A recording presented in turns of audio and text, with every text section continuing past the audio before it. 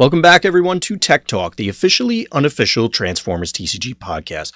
I'm joined, as you'd expect, with Scott of VectorSigma.info, but also we are here to do part 2 of our discussion with the reigning world champion, Dan Arnold. This is going to be the strategic section discussing the card that he got to create, Perceptor and Convex, so please enjoy. So, Scott, I know you had a bunch of questions burning regarding the strategic implications, like how this card's actually going to play out or those sort of things. Let me kick it to you to start that section. Yeah, I guess the general question up front is just where do you see this card playing out? Like, this is the way we usually attack it when we're looking at a new card. So how do you, at first glance, 50-foot level, obviously you've had more time to look at it, but no, than a couple hours like we usually do. But how do you see it playing out in various scenarios? So I see it. I definitely see it as like a centerpiece character, just because like this is the character you flip constantly. This is the only character. It's likely going to be the only character you're going to want to flip. But it is still tough for where it goes because like I'm not convinced that Convex is the best head yet, just because of the other information. So I don't know. To me, this character at 9 stars, probably one of the best characters. So depending on where, it might not even matter what any of the 1-star heads. It literally might not even matter. I just think that like him at 9 stars is where I. And I don't know that we have all the information of like who we're gonna pair him with yet. But like that also might not be as big of a deal, but it definitely wants to be characters that don't require a lot of... Of course. Yeah, you had mentioned earlier when we were talking more the process that people had reached out to you regarding this being an aggressive option. And I can certainly see that because somebody that grows potentially quickly, it's also providing you more gas. To your point, I also kind of agree that I don't know if the safeguard is necessarily the way you want to go, and it may just be a matter of staring at that star count. Scott, any opinion on that front? In terms of the heads, or which? Well, any of those pieces, any counter argument to the guy who built the card. I mean, I totally agree it's a centerpiece character. I totally agree that it's going to be the one you're going to be able to flip because I think what people aren't really, Dan mentioned this earlier. I think part of what people are discounting is that you probably get to draw 2 cards, and you get a permanent small upgrade. You're still able to play upgrade and action for the turn. Yep. So presumably, like let's just say 2 turns before you're going to attack, you're going to flip back to the alt mode, right, to get the ability off. And then you're going to get back into the body mode and attack with presumably, let's just say, a minimum of +2.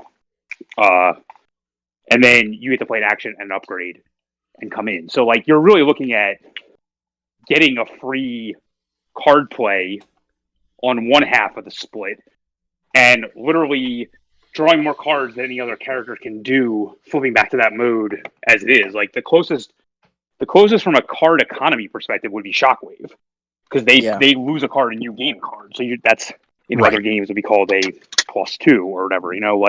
Right. This should be a +2 also. So you're talking about getting the same overall card economy, and another ability thrown on top of it for tremendously less star cost, no matter what head you put with it. Even if you put the maximum cost head, still 1 star less. Right, 2 stars less. Well, 4. Well, it'd be a 12-star. Right. Yeah. 13. It'd be 13. No, you're 8 stars. Oh, 8 stars. Yeah, I keep thinking it's 9 for some reason. Yeah, you're right. It was 9 for a while. I mean, so. I would expect Dan to know at this stage. I had to look at it even while we were talking, like earlier, to remember what star cost was. But so yeah, even for 2 less, you're getting massive card advantage. I think what people don't understand is like, yes, it's not as important, but like it just gives you more options. And like I've had conversations today with people where I said I don't even care what cards I'm drawing because any other card draw is literally just going to be random. Yep. So like if you flip a Shockwave, I mean, you know what's on top from the ability, but like it's still random overall. Right. So the 2 cards you get on top are random. You're just basically getting a permanent buff every single time you flip to alt mode. Yeah, and you're still just getting other things. Like you get it's literally almost like the best of both worlds type scenario. It's like, okay, they choose the pile. Let's say worst case scenario, they go, all right, I'm going to put your action in this pile and your upgrades in that pile. That's fine. Still have a dictate doing. They don't know what it looks like. They have no idea. You're just like, oh, cool, I have 3 upgrades. I'll do action. You know, like it doesn't matter. Right. There's no downside. I totally agree. Yeah. There's no downside. The only I just don't know how, depending on like whether we see flip effects that specifically affect Titan Master characters that'll speed up this process. Right. That's the only quote downside I see, but that's not even really that big of a deal because I feel like you can just put this in a deck where you just take a bunch of turns before he attacks, and then it's very easy to get this ability off twice before you even attack anyway. So yeah, I mean, even if you just put them in a patrol deck that we're currently seeing everyone play, like it's the same scenario. Like this is your Springer, this is your General Optimus type scenario where it's like, okay, this guy's just gonna hide behind my wall of attack to give me the most turn, and like I don't even want to get started with the idea of like if you do get a showing off in the first like 2 turns, like I'm glad you brought that up because I was about to. Like the card is bonkers if you get a showing off. So you know, next thing you know, by the time you're attacking, 7 attack. You know, whatever the number might be, but it's like, okay. Yeah, based on the other specific, well, up to this point, I believe we've only seen Titan Master. We haven't seen any regular characters. Question mark. I think that's accurate. I'd have to go look. But, well, other than Tidal Wave and other than Tidal Wave, I guess. Yeah, so it feels as though we should be expecting a showing off type effect for this anyway, and that's just a shot in the dark. But even with just showing off, if you get this off twice before he gets to swing, it feels like you are in a spectacular position, and from a variety of fronts, whether it's like you guys were describing, you can just go get whatever. It's sort of treasure hunting for exactly what you need because you're going to get to choose it. Yeah, you don't get the draw 4 off of it. Well, I guess hypothetically somebody could do 0 and 4 for some bizarre reason. But taking 4 attack probably every same. Yeah. Well, yes. I mean, specific scenarios aside, I will take the permanent grenade launcher. Trust me. It seems okay, but that's the thing is that all of these either hypothetical or actual transform effects, these flip effects, now mean that you're stacking at least primary lasers or better. Like we've seen it before, and Scott, you were mentioning this, that some of the characters who are able to have these, for lack of a better way to describe it, hidden weapons, like we go back to Wave 1 Wheeljack, he effectively can carry 2 weapons all the time. Perceptor seems like he can do something very similar. Oh, and by the way, he also fuels your hand. That like, it's really, I can see where you were pushing the power level. Yeah, trust me. And like, there were definitely, I wanted the face down cards to work in modes, you know, just so it's like, if I didn't, like if I got rushed, you know, into having to like flip the character or attack in alt mode, I'm like, I really wish I could have both of them, but like, in the end, it made a lot of sense, like, why so I'm like, okay. Right. Like, fine. We'll have to accept it. Yeah, I'm like, okay. You got me. So, to both of you guys, whoever wants to jump in, where else or any other thoughts on this from the more, how it's going to shape the meta going forward, or where initial thoughts on it from that end? I mean... I'll let Scott have it. Okay. I mean... I'm always going to lean on the side of the control deck. I mean, I'll put the tough 3 head with it, or like at this point, like the +5 health head. Although I think the tough one's better, but I'll put it's the star cost thing. It's definitely a star cost. Mm-hmm. So the tough 3 head is what, 3? 3 stars? You still have 3. You still have 3 guys. 4 stars. He's 4 stars. Yeah, no, still. Yeah. No, The top 3 head is 4 stars. The plus 5 health is 3 stars. Yes. Okay. So like you can go to like 17 health and 11 star. And... I'm making a spreadsheet to show all these options. Don't worry. Yeah, sure. It's funny. I was working on one earlier today as well. So, but where my point is that, or to your point, Scott, that popping one of those other options on here, which again exemplifies what Dan you were describing during the design process, that Wizards explicitly wanted the ability to have the mix and match option available. Yep. That, I mean, when I first looked at this and I said, oh, it's 12 health, that even with 2 defense, it still feels a little flimsy, but okay, if he starts with tough 3 or he's actually 17 health, he turns into another guy later on. On top of all the other things, we said it in reviewing the other cards that have been revealed so far, but there's a lot to digest with this, and Perceptor has certainly made it significantly more complicated because of the power level on the other abilities.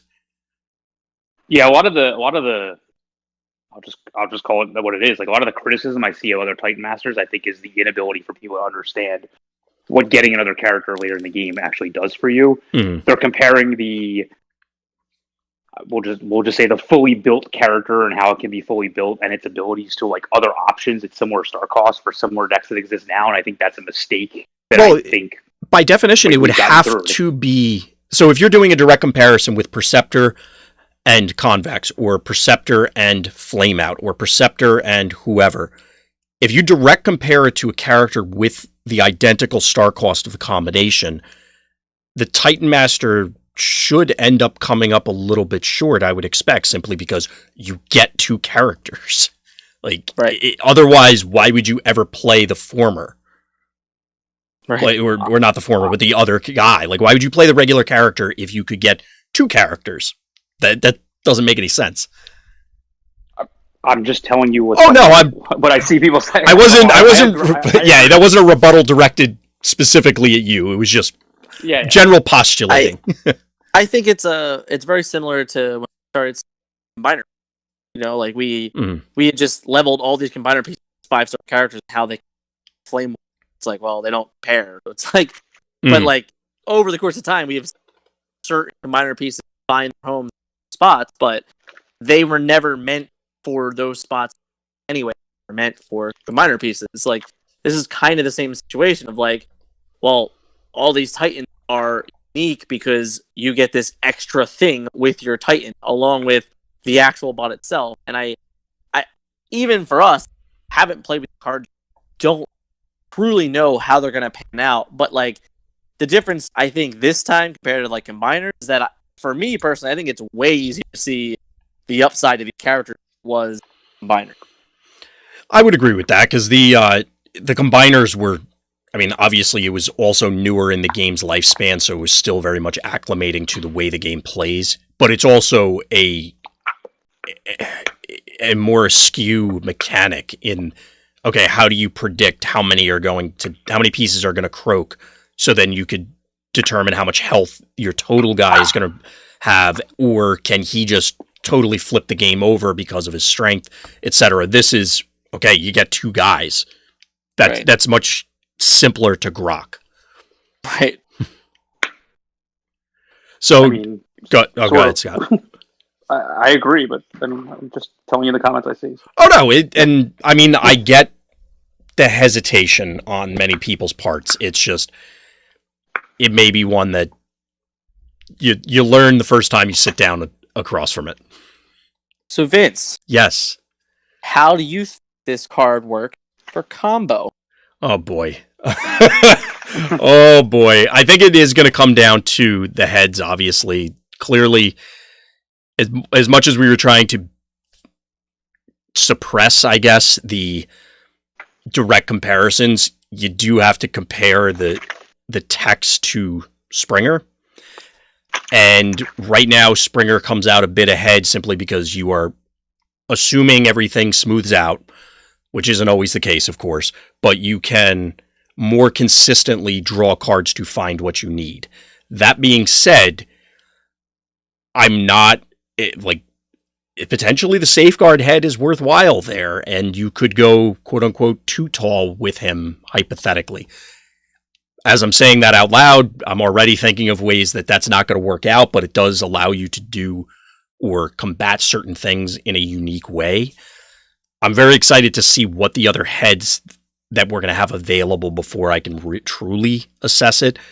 But it feels as though he's going to have to do something better directly than Springer, either more quickly or more consistently, because Springer does effectively have a flip every single turn, whereas you're going to have to work with Perceptor. Yeah, I think the only thing it presents, which could just be legitimately a different way to build the deck entirely, which depending, what happens with combo or what doesn't happen, the ability that he thins the deck out himself is very. So yeah. I think that's like the big kicker that even today people were asking about. We're like, oh, it does this, it does that, because it's totally a combo thing. And I'm like, I'm gonna be honest, like I wasn't really on that plan, but I can see it. I there's definitely I identified that it could have been a thing, but it's like I don't think it's very hard to see this guy shine in a light where it does. So it's very much going to be contingent on other cards we don't know about yet. So if that hypothetical Titan Master showing off exists, depending on what the exact card text is, if it isn't just literally rapid conversion or something like that, if it is a showing off effect or something along those lines, it's possible because you could just get there kind of thing, like you said, by stuffing cards under him. And I think the counter argument a lot of people would have is that, oh, well, when he gets KO'd, all those things are going to go back into the rotation.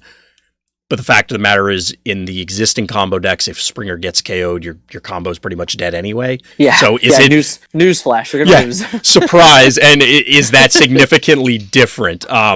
Springer adds a whole bunch of tools in not just the filtering and the draw. It also provides extra actions. So he doesn't quite break things on that end, but he does provide a unique method to get there. So I can, to your point, I think I can appreciate people's stance on it. I'm not quite ready to change out Springer for Perceptor, but there's still a whole lot of set left. 100%. I think the other combos that are there though is like with Nemesis or with Cosmos, like especially with the new stratagem with Cosmos. Oh yeah, absolutely. Because you're losing four cards. Oh yeah, we were focused on the combo, air quotes, but but yes, absolutely. There are other things that synergize exceptionally well with him.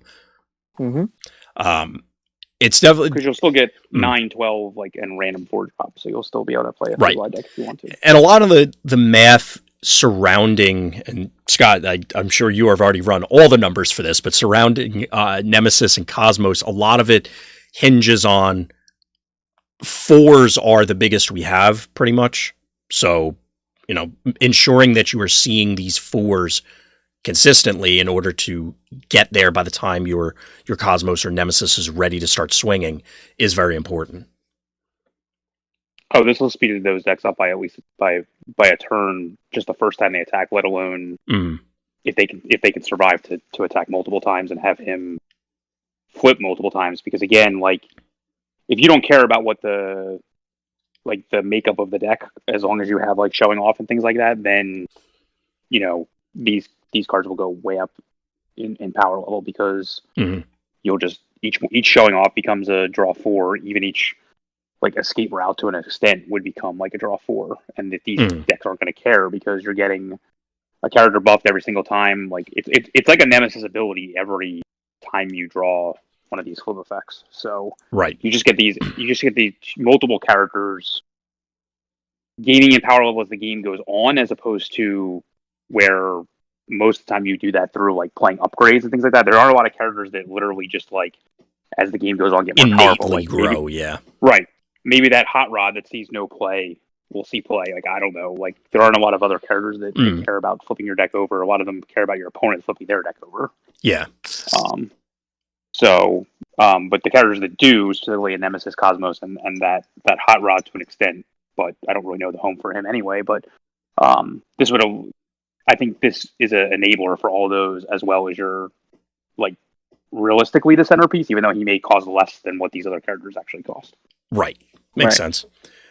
And to rehash, or not rehash, but bring back up the aggressive end of the spectrum again, whether it's flame out as the head or something else, you get that extra character. Safeguard, it functions as a force field, so you're blunting another attack. So having a taller orange build becomes more viable by virtue of how the Titan Masters interact, just the way the rules are. Plus, you're not just, as Scott was describing, a naturally growing threat. He also is fueling your other threats by providing gas. Like, you're just digging for more things that you could drop onto other characters, or whatever the head happens to be when he pops off. I think there is going to be something there on that end of the spectrum as well, especially once we see the full suite or range of the potential Titan Master heads. Right. So, like, you said earlier, like, these 2 cards you get is just like, it's a free primary, right? Yep. So the heads are kind of the same thing. It's like, if you have Bold 2, so like now all of a sudden you're like, my character gets a free primary laser, has Bold 2 built in. So like, he's going to be a 5 attack Bold 2 type character that's going to attack that, like, I still haven't played an action or an upgrade, right? Yep. So like, that's not bad. Not to mention, we're like, once again, like, if we do get more flip effects and you can abuse this ability even more, and this might not be in wave 5. Maybe we don't get it right away in wave 5. But maybe there's a card in wave 6. Like, this card's potential doesn't go down further away we get from it. It only goes up and more support down the line, especially with strategy. Like, we can't even imagine where that could go long term also. So yeah. But the whole point is that, like, you could have a 10-star character with 4 attack, and a free +2 to go to 6 attack, plus weapon, plus your action. Like, it's a pretty good start for those 3 tall aggro decks that we really haven't meta. Right. And the trick part is that you get another secondary character later on in the game, or even in the middle of the game. Yep. Say you go through that sequence quicker, and you're just like, all right, I found my showing off, so I'm gonna run my Perceptor out there. So like, if they kill him, that's fine. My head's gonna pop off. I'm gonna run my head out there. Now my head is another force field for the guy I'm really gonna do the most damage. So it'll be very interesting to see really where this guy goes. Yeah, he definitely presents a lot of options on basically every end of the spectrum, every front for any type of deck that you can imagine. Because funnily enough, when you're playing card games, getting extra cards and making your stuff more powerful seems good across the board. Not bad. Yeah. What about you, Scott? Do you see the aggro argument, or are you steadfast in it's going to be better in a different, more bluish strategy? I mean, I'm steadfast. I think it's going to be better in a bluish strategy. Doesn't mean I don't see it. I mean, I see it playing out similar to the Springer argument. Like, you can have your characters get extra combat effects through, like, General Optimus and characters like that, or you can dig for the cards you want and need in certain matchups. And I feel like that's how this is going to play out. My only concern about aggro is that, as of right now, the most aggressive head is the Bold 2, because the +1 attack 1 is obviously worse than Bold 2. So, like, if you're an 11 cost, 3 attack Bold 2 in a 4 wide deck, he's going to be able to flip back as many times as he needs to, even without any card effects, by the time he's ready to attack. So, realistically, he's going to be attacking as like a 5 Bold 2,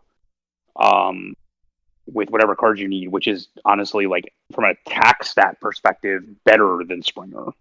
And you'll get 2 cards you need without having to give up any cards. So it becomes, like, unlike Springer, like, your opening hand is more dependent now, because you're not able to just pitch a bunch of cards, but you still have more cards to be able to get, like, better greens and things like that out of the deal, depending on who you're pairing them with. So, like, I'm not really worried about it from that aspect. Like, he gets, in a 4 wide deck, he gets to be bigger than that anyway. So I can see the argument there as an aggro deck. I just think that the card drawing ability pairs better in a in a control deck. But then again, like, I mean, I can really see it going either way because it's a character like Springer where I see that going either way, and has honestly seen more play in aggro than he has in control as well. So makes sense. So I mean, to Scott's point, like, you can protect this guy. Like you said, you just put the tough 3 head on him, put the +5 health on him. Depending on where you need his star cost to be, if it's going to matter that much, what other characters spoiled, etc. And you're likely this guy's going to be able to get maybe 2 or 3 flips off before he goes away. And if you're able to get 2, 3 flips off, and you're looking at like a 7, 10 attack character. So that's a big deal if you can keep this guy alive. Absolutely. Yeah, this guy in that scenario is both sturdy and threatening, which is exactly what you're looking for in that position, we'll call it. Right, and he's just doing it just by doing what he's supposed to do. Like, there's no extracurricular activity. It's like, well, I start with tough 3 and I start with his ability and play. So it's like you're already 2 cards up on your opponent, and then throughout the game you're now going infinite more because you're like getting free static attack and getting free cards. Like, it's just so. Just looking at that, like, this guy is built himself. Yeah, and in like a 3 tall version, I can see him pairing with like if you have a low star head, like, I can see him pairing with like Wheeljack and another mid range character and having like multiple heavy threats, like instead of having like just one. Yep. Right. Like the other, like normally the way decks play out now is no matter how you build them, it's like there's one main threat. Like there could be like one main threat and like a bunch of little threats, or like one main threat and a bunch of support characters. Like, this character allows you the option to have more threats because if you ignore it, it will beat you in the end. There are very few cards that literally will, like, if you don't handle it, it will beat you. Like, I guess he has a level of inevitability. Nemesis, yeah, like, I guess, like, even Nemesis, like, there's only so many times you can go through 40 cards. Like, let's be honest. Right. Like, once he gets to 13 and, God forbid, 16, obviously, like, there's the air of inevitability, but that rarely happens. Like, the closest that we've seen to this is like a combiner. Like, literally, like, you're going to combine and you're going to have to face this other, like, kaiju character, and that's not going to happen. Like, I mean, you can obviously prevent that, but I feel like this is on that level where it's like, look, if you don't do anything, he's going to be easily a 5, then a 7, then a 9, etc., and a few card plays here and there, and you're even more powerful than that. What do you guys think of the So I'm old enough to play with invasion level factor fictions. Yeah, I didn't even the one in the article. I'll be honest, I didn't recognize the artwork. I always picture Squee, but yeah. So I go way back. So I play with those ones. So I've been splitting factor fiction piles for 15 years, but how do you guys feel the right way at first glance to do this, to split these piles, is for the vast majority of players out there that are probably not familiar with the what you have to do and how you have to handle a situation like this? See, okay, so the obvious or the cop-out answer is it depends, because there were definitely scenarios where factor fiction, it was 1 and 4 was the appropriate piles. Mm-hmm. And as we've been discussing this, honestly, this scenario has been rolling around in my brain as we've been talking about different things of, do I ever want to do 1 and 3? And what would be the one card? I mean, obviously, if it's, well, we're on the last turn sort of thing, and it's, it has to be this one card to beat me sort of thing. But in that scenario, I guess my opponent would recognize it and take the 1. I can't think of anything off the top of my head where I would separate it to 1 and 3. Do you guys have any specific examples for that? The only real argument is if you want to attempt to take your opponent's turn away. Like, so you just go action. Like, okay, I'll put action aside up. That to me is like the only argument of like, well, he's going to choose one of these, and then that's it. But even then, you still go back to the, well, this really does the scenario. Is if he has no cards, like, that's probably play, you know? But if he has cards, like, I don't know. Because once again, the moment you put it into a 3 and a 1, you just gave your opponent Energon X. Like, yes. And that's the thing that I don't think, and you did bring up when we were talking about, if they did 4 and 0, and we were joking about that, but giving your opponent an Energon Axe or a grenade launcher or pick whatever, it may not be immediately obvious to somebody, especially if you haven't played with or against Fact or Fiction before, that, especially given the way that this card operates, that is what you are doing. Like it may not be immediately obvious that, they don't have 3 cards in their hand. Well, yes, but now they have a free Energon Axe like that. Right. Like you're still effectively giving. That's kind of the point. Yeah, you're giving them quote unquote 2 cards then, the one that went into their hand and the one that immediately got played onto Perceptor. So Scott, you posed the question. Do you feel that what we've been rambling about is appropriate or accurate? I mean, yeah, definitely what you're rambling about is accurate. I think what players don't understand, maybe that even have played with Fact or Fiction or against it in the past, is that there's really no right answer. Okay, so because it's really more of a damned if you do, damned if you don't scenario. Because I don't care what the cards are in any one of these piles. I'm gonna draw the pile. Because, there's 2 reasons. One, you're limited as to how many actions you can actually take in a turn. Yes. So the only time I can ever see there being like a 1/3 pile is to put like Brainstorm by itself. Yeah. Because you don't want to give your opponent the ability to because usually when you Brainstorm or play an effect that gives you extra action, it's to do a card draw effect to get to another action. Mm-hmm. So if you're So doing that to me would seem suicidal, to put that in a pile. Like that's the only scenario I can think of where you would want to have it by itself. Yeah, especially if your opponent's low on cards. You're not going to go Brainstorm showing off in one pile. That's not happening. Right. Yes. I don't think you would. That would be a mistake. Anything. Like if you're playing any cards in hand, I think it's a mistake. Right. Mm-hmm. But that's and it's not because of the power level of that specific card. It's because of what this represents. Because it only costs you a flip. It'd be like flipping Shockwave and getting Brainstorm. Obviously, that's still an insane play when you have other cards in your hand, or flipping Small Optimus and doing it. Like that's obviously like the best card you can get off the top when you have a fistful of cards. Right. But otherwise, it's really a damn if you do, damn if you don't. I don't care what the cards are. I'm just going to take the pile that seems like I need the card right away, and I'm gonna get a primary laser every other turn. Well, this goes back to. Oh, go ahead. Sorry. Yeah. No. I was going to say it goes back to Dan, calling back to the beginning when you were saying that you were pushing for these things, both piles, to be face up, because it changes the entire scope of this, many discussions, but this one as well, when you don't have perfect information. Now that you do, to your point, Scott, I don't know if I'd go as far as to say it literally doesn't matter which cards are in which piles, but since you have perfect information about it, however you separate it, I know which card I need. You can only guess at what card I need. So let's see how good you are at playing the shell game, or one of those things. Even the face up, face down didn't matter to me. It's like, is that face up pile have a card I need? No, all right, I'll just take the other pile, because it doesn't matter. Right. The face down only mattered in the sense of when I'm going to be digging for additional cards. I want it to be able to know what those cards are.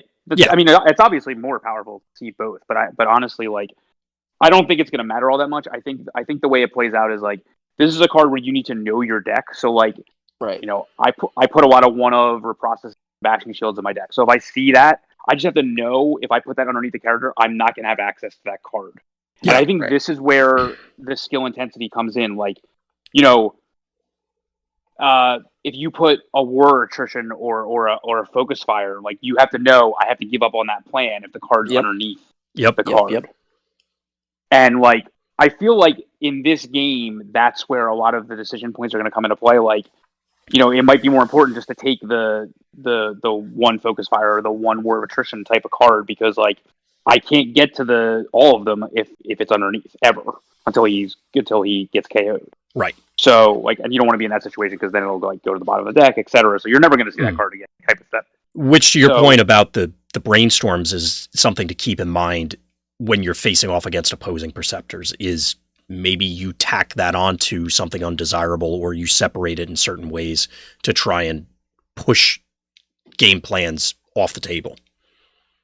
Yeah, there should be no undesirable cards in your deck. So like, I don't even know how much that even like because well, it's undesirable in this situation is what I mean. Obviously, you're not putting in bad cards, but like if you checkpoint them and you stick it, like force them to choose between having access to upgrades versus something else. I don't know. I'm struggling for examples at the moment.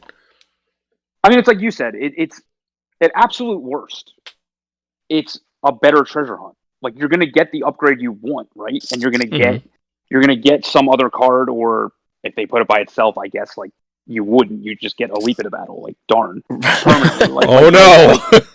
Once again, there's that Energon X. Yep. Right. So I mean, I think the difference between this and the Magic Factor Fiction was, first of all, the resource system is different. So like a lot of times there was a lot of decisions about how many lands to put in each pile. There's you can go back and read all articles about that, like denying your opponent resources or allowing them to have cards. But the other thing was in Magic, those cards were going to get played. First of all, the card was instant, so it never really hurt you to play it. So like that's the equivalent of this being a flip. Like it never really matters in my opinion, especially when it's your only character that's flipping. Like it doesn't really cost you anything. It's what you're going to be doing anyway, except on the turn that he actually wants to attack. So it's similar in that matter as well, which is why I find it so like eloquent, to be honest with you, because it even mirrors Factor Fiction in that way. But you mentioned like splitting into 4/1 piles because you didn't want to give your opponent the card, and a lot of times they would just take the 4 pile because a lot of times you were just going to eventually get to play all these cards anyway, and you were going to have all these lands available to you or resources available to you. In this game, because you're limited in the number of resources you can do, I don't think that stuff ever really matters. You take what's better for you in the moment, and unless you are specifically in this, and I'm not talking like combo deck, War of Attrition, Focus Fire, I don't know, Sonic Scramble, whatever the heck you want. Let's not get wild. Right. Attack drone. Right. Attack drone. Extra padding, like any of these type of situations. Like, because I believe this will allow you to put one of them in your deck because you can just go get them. Like more easier. Like your opponent, the onus is on your opponent, and I find that to be interesting, and I'm sure there's going to be a lot of discussion about that, but like I think the onus is on your opponent, not on the player playing the card, because you should know what's best for you for your deck. So it's really just like your opponent has to give you an extra card, and it's like, how bad of an extra card do they want to give you? Yep. 100% skill check. Yeah, and I don't even know that there is a right answer for the splitting player most of the time. There's a chance that like literally every. Say that again, Dan. I said there's a chance that literally every time it can be different. Yeah, it's possible. I mean, like there might be a time where like, all right, have the 4/0 and have his 4 attack this because I have a hidden fortifications down, and next turn I'm gonna be able to kill him. Right, like that play could happen. So it's like there's gonna be a time where probably gonna someone for attack. You're like, well, I have the defense. Okay, you better kill the guy. But you better not miss. Yeah, you miss, you're in trouble. That's sure. Yeah, I mean it's hypothetically possible. I guess I hadn't really even thought of that. So, I've had time. So, anything else, you guys? Do we want to switch gears to Convex? Is there a whole lot to say about him? I gotta ask. Like, clearly the exciting part is Perceptor, but do you guys care about Convex? I mean, I definitely care about him. It has my name. Fair. I can see that. Yes. I can say that I don't think this is his home. Mm-hmm. I very much sneakily kind of put it in the article that he's going to have a better home somewhere else. So just be on the lookout for it. I'm under the assumption the moment you guys see it, you're going to know what I was talking about. So have at it. But yeah, I still think it's an interesting piece for the deck. I think he's an interesting head to begin with because, I know Scott has said it a couple times before where like you're mark chips for later on in the game and type thing. This is like to the extreme that like, if you don't have a direct damage later on in the game, this guy is going to be really annoying. Absolutely. And then, like I even said in the article, like, you know, with swap heads, like, it does present this weird too-tall option of, like, truly protecting your character. Yeah. So it's the guy has some play. I really think he's going to see some play. Yeah, Safeguard, and you did point this out as well, Safeguard to this point has not made that much of a splash. I mean, we've seen cards with Safeguard show up, but not... I think there hasn't been a lot of support for it either, but I'm under the assumption that we're going to get some. So, like, it could be even better than I even know right now. Right. What about you, Scott? Good. Until there's more repairing, until there's less armed hovercrafts, until there's ways to, I guess repairing is pretty much it. Like, unless there's ways to basically activate more than once, I don't want to. I can't invest 4 stars into something that can happen when I can easily just get tough 5. Like, I just don't see, like, I don't see how that's like. I can't take a chance with that many stars. That's and I know they keep saying, like, you know, star cost is just a cost. It's not like a thing, but like when there literally are other options, like that's where I think that you have to make. There's an opportunity cost for choosing one over the other. And I'm not even honestly sure that like the opportunity cost is true. Like, I mean, if you assume that you're defending in microscope mode with the 2 defense, and you have tough 3, I mean, like if they don't do 8, you're just safeguarding 3 anyway, right? I mean, like, you know, it's pretty much the same thing anyway. Obviously, it's different against different, you know, getting attacked by a giant guy, but like in reality, it's hard to do that much damage no matter what. Like, most of the big giant guys are still blue decks, so like the most they're doing is like attack you for like 10, and you can easily get that down to 3 anyway. So So let me pose this to both of you then. At this point in time, we don't have any idea how the sideboarding rules are going to interact with the bodies, the heads, the combination thereof, or anything like that. Would that be a hypothetical scenario? Say you could board Convex, or I guess main him and swap the head out. Is that a place where you think it would come in? Because obviously, if you're going second, having him not just get punched by whoever their tiniest guy is that they don't care about, turning off the safeguard seems more advantageous. Obviously, burn withstanding, but yeah, I mean, I'm really hoping we do get a change to the sideboarding rules. Personally, I think that like you almost have to, because like you can't board a Titan Master without a head. Right. So like to me, it's like we should be able to board a head now. Like that's opinion. We'll see if that happens, but you know, I think that there has to be some type of to the sideboarding rule so we can work with these other heads and have different. It feels like one of those almost foregone conclusions based on, I mean, just the mechanic itself that you got to throw us a bone here. Right. Like, you know, if there's new cards, there could be new rules. Yep. Kind of that's exactly. Are you of the same opinion, Scott, or you're not even interested in those scenarios? Can you ask it again? I'm sorry, I dropped. Oh yeah. So let's assume that there is some sort of sideboarding change. Do you anticipate that Convex has a home either in the board or main deck and then boarded out based on going first, going second, certain matchups, anything like that? I would imagine boarding in if you're in a situation where your opponent's not playing a lot of this direct damage that you see in like game 1, not boarding out. Because I think that's the better use for him, is to put him in when you don't see the threats. Right. And then causing a more difficult situation. Like, honestly, like, against a large swag of the meta nowadays, he would be fine. It's just that it's very easy for them to change their lineup to affect this, then vice versa. Right. Makes sense. Yeah, the surprise factor of, oh, by the way, you got to sink an extra attack into this guy, or pending hypothetical additional repair effects, whatever, certainly would boost his value. I do have to... Honestly, I'm hoping to try out Safeguard a little bit more in the upcoming weeks because of the special format that we're playing, where I think it's going to be better. Absolutely. Just see if that ability is more powerful when the direct damage options are just extremely limited. Right. What do we have, like Rock Toss, Javelin? That's for another topic, but still. Yeah. Yes. Yeah. The list is, and the lists for a lot of things are very, very short when we're talking that. But like you said, another topic for another day. I do want to say that since you had mentioned that you did get to contribute to the artwork, I do actually really like the artwork on Convex. Like the active stance. Hold on. Before let's end with that's fine. Okay, cool. yeah. But what I really like about Convex, right, is that like in the art, I love to be like positive, 100% positive, not. But I love that you can clearly see that he's a tiny bot because he's standing in front of a Mirage. I believe it's Mirage or Blur. I forget the exact one of those two where it's this giant foot behind him.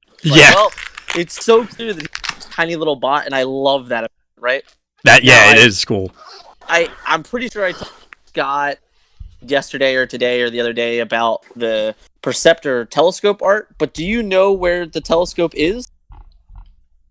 What do you mean where? Oh, like the art, like what where it's in? Where the telescope is actually at. So I would say the arc, but that doesn't look right because it's not orange, unless it's. Because there's like a bunch in the comics, it looks like a bunch of the Wrecker's ships, but I'm assuming you have a specific thing in mind, so go ahead. It is. This was my option, my choice. Oh, okay. Actually, in Optimus Prime's trailer. So Optimus Prime still made it into my card. You're right. That is okay. That's pretty awesome. Yeah. That's pretty sweet. Yeah. So like, it was pretty cool when Drew suggested one of those as the op. I'm like, yeah, let's do that. That's awesome. Yeah. Right. I still get. Because, like Scott said it earlier, the decks that I had played and competed with in the other events, like, I had played Optimus Prime in all those events. So, like, getting Optimus Prime into the card really worked out. Yeah, that feels very appropriate. That's pretty cool. And that's probably not a factoid that people might have I mean, now that you've said it, it's like, oh, yeah. It's right there. He told me, like, what I won't lie. Like, when I saw the art, like, I knew what it was, but I would not have otherwise. He told me, he goes, literally his exact description was, this is very obviously Optimus Prime's trailer. And I was like, okay. You got it, Drew. Yeah. I don't think anyone's pointed that out yet that I've seen. Well, there we are. We have it. Yep. Got the Easter eggs left and right on this guy. Yeah. That's pretty awesome. So I guess I'll pitch it to you first, Scott. Any other questions, thoughts surrounding Perceptor and Convex? I mean, any character in this game that's powerful is going to see a lot of play and warp the meta around them because the characters start in play. So I look forward to warping everything. Yeah, trying it out. You know, obviously, like, I honestly believe that, like we've said, you know, I think if you pair some of the 4-star heads we've seen, then it's a centerpiece character to a deck, and it still gives you a lot of room to maneuver and gives you a lot of room to keep him around a lot longer. But like, even though we haven't seen any 1-star heads yet, we know they exist, and I don't even care what they do, and it still gives you like even more powerful options for, you know, 3-wide strategies or even like beefy 4-wides because. Again, like, you're going to get bigger as the game goes on. So, like, even if, like, it gave you... I don't even know. Like, when the +1 attack one was at 2 stars, I don't even know what a 1-star one can do at this point. Yeah. I assume like, Bold 1. I assume maybe, like... I'm very curious if they're literally going to do nothing. It's like, probably focused. I can see something like... you know what? Hey, that's what Scott just reminded me. You know what? Maybe there is a focus character because that's what the original Convex card did. It had focus on it. It had focus 1 on it. Yeah. Interesting. Now I remember. Look at that. Scott brought it full circle. It did other things too, but yeah. Yeah, well, that was the thing. It had focus. It had like focus 1, and it had the card ability. Like, when this pops off in playing up, I was like, yeah, let's do that. That's cool. But that did. Yeah. Yeah. So I think the key is really like, no matter what the 1-star hits do, like, you're just going to get this character that over time is going to just be able to do more and more damage, and you're just going to be able to protect him better because of the partners that you're able to put him with. But, like, I truly see this being able to see play in anything, and we've only seen one Titan Master stamped card, and we have to assume there's going to be more, although I've said that before, and that didn't happen, so, like, we'll see what happens. To be fair, this time we have a lot more cards in front of us. Like sometimes when you're saying that we only have like a quarter of the set left. Yeah. I don't think he's a very good combo with Headbutt, but nonetheless, we'll see what happens. Are you saying the scientist character doesn't want to get in there and mix it up with a Headbutt? Probably not. It doesn't seem. I think that's a fair. I have one final question for Dan. Okay. Did you go back and look at any of the references that I put into the article that you didn't know at any point? I did not. I read them and I'm like, cool. Scott did his thing. I don't know what they mean. That's fine. I was desperately trying to find GIFs from the '86 movie to like retweet when you posted the article, retweet with them, but I couldn't find any. At least not quickly enough. There's plenty of pictures out there, just not. Oh yeah, GIFs. Yeah. I was looking specifically for GIFs because you did have the Perceptor picture in here already. So yeah. Well, Dan, I don't really have a whole lot to add, so I want you to close this up. Any other thoughts or any other comments about Perceptor, Convex, the whole process, any of it? Yeah, I mean it was a hell of a process. It was like this short but long 7-week journey, 7.5 weeks, start to finish to be exact. And I said it before, I'll say it again. The WotC staff was very helpful. They were very, they didn't hold back any information. If there was a question I had asked, the answer. They gave me direct feelings of things that I wanted, and they were all very, very precise. So that whole part of the process, the peek behind the curtain was very. It was definitely funny and complicated at times to not talk about things that like I had already seen, like with strategy and stuff like that. So like all that was a lot of fun. But in the end, this card it really is what I was. It's what I wanted and more. At the end of the day, because even through us talking about it for the last hour, which like realistically we haven't actually done yet because not everyone had all of the information about the card and didn't know the full scope and know the full story. So, like, even here talking about it for the last hour, like, hearing your point of view and hearing Scott's point of view, like, out loud. Yeah. It just shows to me that, like, there could really be, in the end, 16 different ways to build this guy based off the heads come. And it's going to be very, very interesting to me to see how everyone does it. If the record tag on does other things and like that we don't really know about, because that's another thing we didn't even touch on, the fact that he's a wrecker. So like there could be other things that like that bring card that like especially with the pip tagged cards, right? Tagged so, like, pips, whatever. There's definitely very, very interesting things that come that like I'm still very much on the outside looking forward to like what they could be to make this guy. So I'm definitely excited to see what people can do with this card. It was a blessing to be able to. I officially have a favorite Transformer Perceptor. Nice. We finally got you there. It only took winning the world championship. I will say this: I was very, very close to buying a Perceptor shirt and wearing it to Orlando, right? Because like we're gonna go to Orlando. I was like, oh, this is perfect. But, like, just troll everybody. No, because like to me, like anyone that knows me would know, like. Why is he wearing a Perceptor shirt? Like, so I couldn't do it, but like, yeah, I did. It did pass my mind. I did say, like, man, this would be a lot of fun. That would go back and look at pictures, but I'm like, anyone with half a brain would go, "Why the hell is Dan wearing a shirt?" Yeah, like, yeah, that's the truth. So it's like I couldn't do it, but I really, really, really, really did want it. Gotcha. So another little Easter egg. Nice. Did you know Perceptor once held the Matrix? Nope. But you do now. You do now. Fun fact. Nope, I did not. Sorry. It was in the. You should check out the Power of the Prime trilogy. Oh, He's very important in that, even though he wasn't even like a new character back then. Does he have Matrix blue eyes in that? I don't know if he does. I don't know if he puts it inside of him. He holds it while they're attacking. That was a thing for a while with the.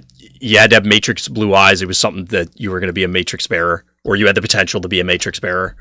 There you go. He was really important in that series. Like I would highly recommend if you're going to check out anything besides the '86 movie. Oh, obviously. That you check out It's on YouTube. I think Machinima might not, like, just look it up. Power of the Primes trilogy. He's throughout that. He's very important in that. And even though, like, again, he's like a character that's been around for a long time. And I'm definitely gonna go back. Does your boy Chris? Is that his, what's Chris McFeely? Yeah, Chris McFeely. Does he have a special on him? Yes. He does. Okay. Special. Yeah, he has the basics on Perceptor, which I actually watched. And they actually, because I was watching it specifically because I wanted to hear about the Titan Master and how, like, Convex allowed him to, like, shrink down to why it mattered and all that kind of stuff. Yeah. There you go. All right. Well, I will definitely check that one. Or you could read the comics where he's a badass sniper. Yeah, see? That's what I wanted, because, like, that we didn't even talk about that. But, like, when we were discussing his subname, right? His subname, I can't even remember what the pitch was for the subname, but, like, it was one of those where I'm like, man, like, it was teased to me that, like, this guy, his body mode potentially could have been in sniper position, but I think it was, like, Drew kind of getting giddy about it and forgetting that, like, all the bodies have to look the same. So, like, we couldn't actually do that. So I was like, oh, man, I was really, really pumped for that idea, because I was like, it'd be really cool to get this guy with, like, a sniper, and in like any, like, art, like any, like, the shooting games that, like, I've ever played in my entire life, I've always played sniper characters. So I was like, yeah, well, I'm all about that idea. So when the subname came up, the subname was, like, completely from my end. Like, I wouldn't say it was completely from my idea, but it was my, like, man, I really want to get sniper in this guy's character tag. So, like, that can also be a little small part about me. So there's another Easter egg for you guys, that the precise sniper thing was definitely from my end, and it was definitely like, I really want this idea there. So yeah, there you go. Nice. Yeah, but just to give you some ideas, like, I have to say he's probably, I mean, Vince would back me up. I think he's probably one of the most popular tier 2 characters out there, right? I guess. I mean, he was a season 3 character, so that always makes things weird, because some people just hate season 3. He's all over 2. He's all over season 2 also. I mean, I don't know if, I think most people are going to jump to Dinobots, but yeah, he's definitely picked up in popularity in recent years as well, and he was kind of lauded when he started showing back up in toy lines, like, obviously part of the reason why we got him here, where he wasn't even an option here since he became a Titan Master. Whoops. I owned him as a kid. He was a working microscope. Yep. So the new one does. Cool. The new one actually, because I've been playing with it on screen. You guys can see it when you do the video. All right, so, like, the important question was going to be, like, this only matters if Vince has the toy. So, like, if Vince has the toy, then it's fine. Like, I win. Obviously. In prep for the show, I was trying to think of ideas, but there was we'll call it a wildlife problem at my house. Yeah. So I didn't have a chance to get everything ready. Yes. Yesterday, when we found out we were going to have to release this article, right? Vince is like, well, we can, like, I can get my Perceptor toy, and I can separate things into piles and, like, take a picture. I'm like, no. Yeah. But it was funny. Yeah. I have to throw out the suggestion. One of these times, everybody's going to be excited about it besides me. Yeah, no. Law of averages on a long enough timeline. Anything a long enough timeline. We just have to do this enough times. So there you go. Vector Sigma guys, keep winning championships, and I'll keep pulling out toys. There's your extra motivation. There you go. Oh yeah, I needed that one. Yes, exactly. That was the real reason. Nobody's going to make it this far to hear this part of the podcast. They turned it off 10 minutes ago. It's fair, true. All right. I think we can close it up there, gentlemen. So everybody out there listening, definitely check out the future. Well, there's already an existing article, but Dan had mentioned earlier, you are still planning on trying to put out other stuff. I'm not promising things. Yeah. All right. So definitely more some stuff. Keep your eyes peeled for more stuff from Dan about the whole process. We're obviously going to be covering more of Titan Masters attack as they come released or are revealed. So as always, everyone, thank you for listening. Thank you for watching. And please tune in next time for more Tech Talk.